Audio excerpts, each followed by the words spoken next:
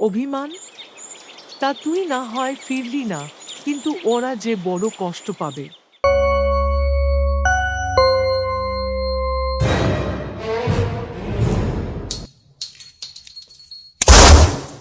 আমার চ্যানেলে সবাইকে স্বাগতম।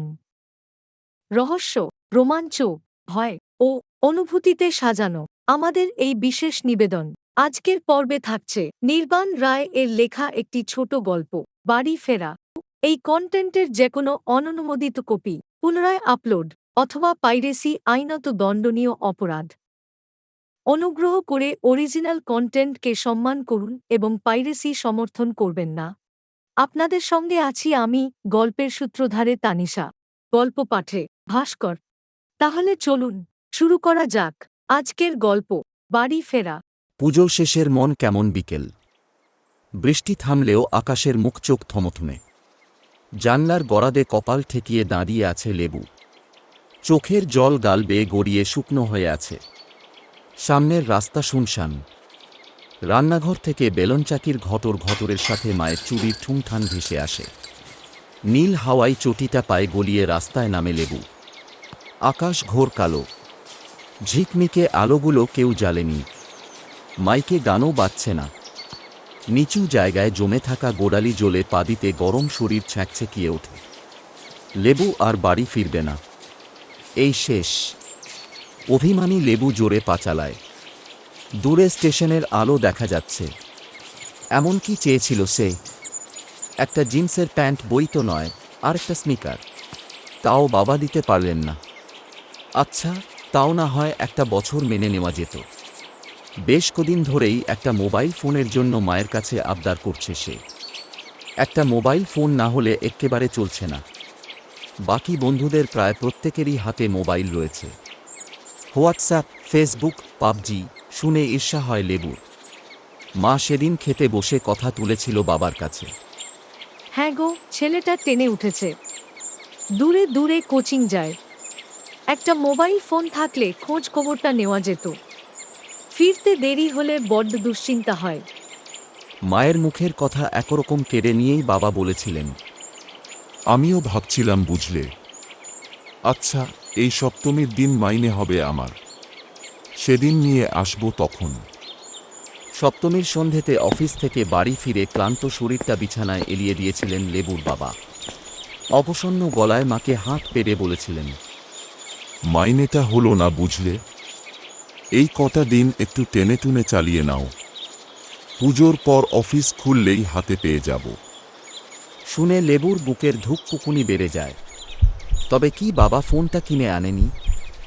সব বন্ধুদের বড়মুখ করে বলেছিল, নতুন ফোন আসছে বুঝলি, এবার পুজোয় বেরিয়ে একসাথে সেলফি হবে। এবার বন্ধুদের কাছে কি করে মুখ দেখাবে সে? দালানের দরজার পাশে দাঁড়ানো লেবুর দিকে চোখ পড়তে উঠে বসে বাবা হাসি মুখে বললেন, তবে তোকে আমি কথা দিয়েছিলাম না। এটিএম থেকে টাকা তুলে কিনে এনেছি। লেবুর হাতে একটা প্যাকেট ধরিয়ে দিয়েছিলেন বাবা। উত্তেজিত লেবুর হাত কাঁপছিল। মা বলে, ধুর, পুজোর পরেই আনতে না হয়? মায়ের দিকে ফিরে বাবা বলেন, ভাবলুম এবার তো ছেলেটাকে একটার বেশি জামা দিতে পারবো না, ফোনটাই নিয়ে যাই। ছেলে মানুষ, পুজোর সময় মন খারাপ করে থাকবে। আমি না হয় পুরনো জামা পরেই। প্লাস্টিকের মোড়ক খুলেই থমকে যায় লেবু। এটা কি এনেছে বাবা? না আছে ক্যামেরা, টাচ স্ক্রিনও নেই, গেমও খেলা যায় না। শুধু আউটগোয়িং আর ইনকামিং। প্রচণ্ড ক্ষোভে ফোনের বাক্সটা বাবার কোলে ছুঁড়ে দিয়ে চিৎকার করে বলে, এটা নিয়ে আমি কি করব? ফোন চেয়েছিলাম, প্লাস্টিকের খেলনা এনেছো। বাবা খুব মেরেছিলেন লেবুকে। মা বুক দিয়ে না আগলালে হয়তো দুর্ঘটনাই ঘটে যেত। পিঠে লাল লাল দাগ হয়ে আছে এখনও।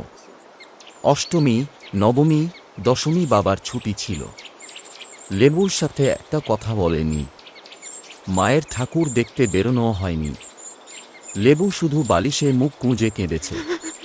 মা এসে মাথায় আলতো করে হাত রেখেছে।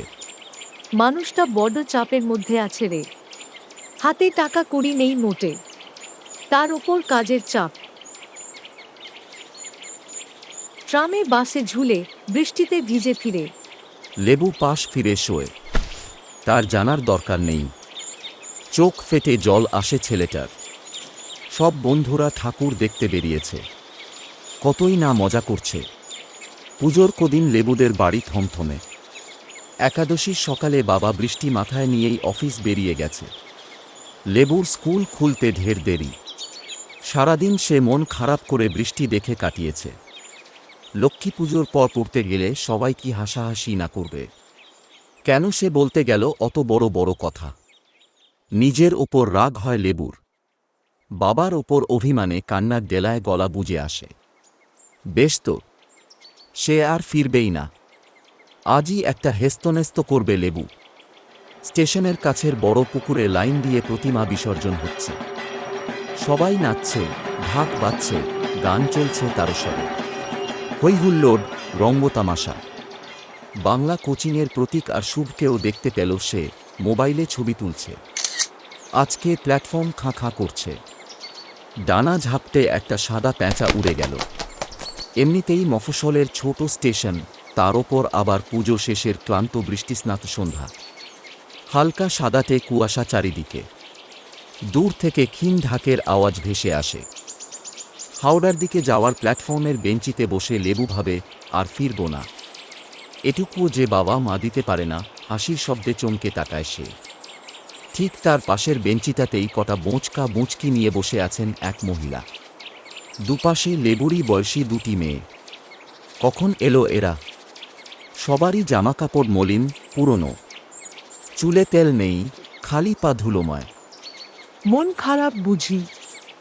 বাড়ি ফিরবি না আর তাই তো। মায়ের মতো মিষ্টি হাসেন মহিলা। অবাক হলো লেবু। আপনি কি করে জানলেন? চশমা পরা মেয়েটা ফোড়ন কাটে। মায়েরা সবই জানে। অন্য মেয়েটি বলে। কি জানি বাপু, আমার তো বাড়ি ফিরতে বেশ লাগে। লেবু বলে। না, আমি না থাকলে ওদের কোনো সমস্যাও থাকবে না। একটা ইঁদুর দৌড়ে যায় পায়ের ওপর দিয়ে। চমকে ওঠে লেবু। কানের কাছে মুখ এনে ওই মহিলা ফিসফিসিয়ে ওঠেন। অভিমান? তা তুই না হয় ফিরলি না, কিন্তু ওরা যে বড় কষ্ট পাবে। বুক টন টন করে লেবুর। মহিলা বলেন। অভিমান আমারও হয় বাবু। এখন বাড়ির অবস্থা দেখে রাগ হয়। বাপের বাড়ির লোকেদের ব্যবহারে দুঃখ হয়। কি অধঃপতনটাই না হয়েছে। তবু জানিস বারবার ফিরে আসি, বড্ড ভালোবাসি যে। লেবুর চোখে জল। মা, ট্রেন আসছে। উঠি এবার। ছেলেগুলো আবার কোথায় গেল? অবাক হয়ে লেবু দেখে ট্রেনটা আসছে, তবে উল্টো দিক থেকে। সাদা স্নিগ্ধ আলো। কোনো শব্দ নেই। বোঁচকা বুঁচকি নিয়ে উঠে দাঁড়ান মহিলা।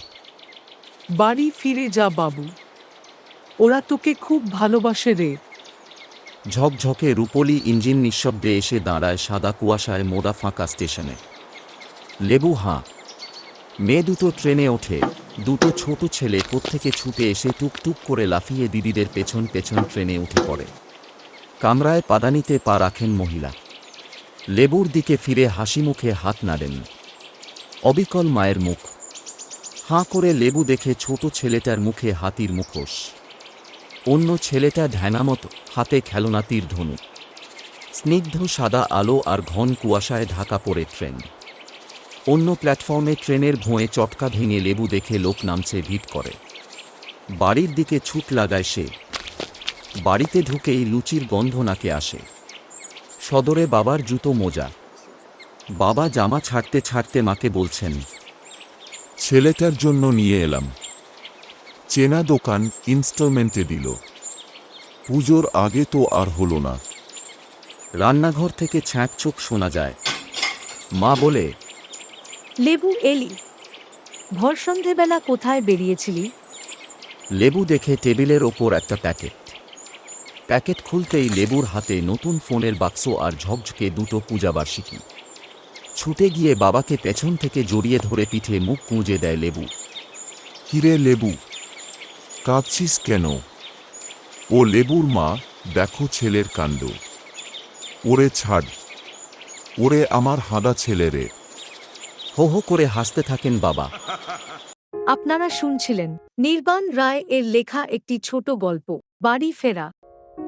গল্পটি ভালো লাগলে অবশ্যই লাইক করুন, কমেন্ট করুন, সাবস্ক্রাইব করে বেল আইকনটি প্রেস করতে ভুলবেন না। নিজে শুনুন, বন্ধুদেরও শুনান। আবার নতুন গল্প নিয়ে খুব শীঘ্রই ফিরে আসছি। ভালো থাকুন আর গল্পের সাথেই থাকুন। Subscribe to my channel.